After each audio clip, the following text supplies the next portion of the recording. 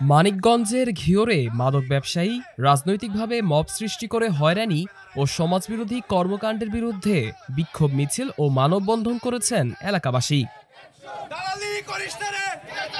৩ August উপজেলার বালিয়াখোড়া বাজারে এই মানববন্ধন করেন স্থানীয় গ্রামবাসী।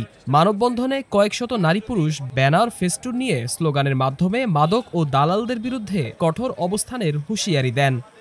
এই এলাকায় যারা দালাল আছে তাদের শেষ কণ্ঠায় বলে দিতে চাই যে ঘুমান্ত পাখিকে আপনারা জাগ্রত করবেন না। একবার জাগ্রত করলে কিন্তু আপনাদের পিছনে চামড়া থাকবে না। বারবার বলছি, আপনারা দালালি করবেন, দালালি করে খান, কিন্তু নিজ এলাকায় কেউ কোনো দালালি করবেন না।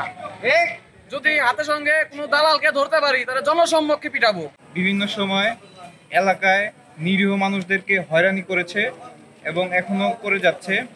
এই চক্রটি মাদক ব্যবসায়ের সাথে জড়িত এলাকার তরুণ সমাজকে বিনষ্ট করতেছে, তাদেরকে খারাপ পথে ধাবিত করতেছে। আমরা এলাকাবাসী এর বিরুদ্ধে আজকে প্রতিবাদ ও বিক্ষোভ মিছিলে এক হয়েছি। সমাবেশে বক্তারা জানান, দীর্ঘদিন ধরে বালিয়াখোড়া এলাকায় একটি চক্র মাদক ব্যবসা চালিয়ে আসছে। এতে করে তরুণ প্রজন্ম ধ্বংসের পথে যাচ্ছে এবং এলাকায় নৈতিক ও সামাজিক অস্থিরতা তৈরি হয়েছে।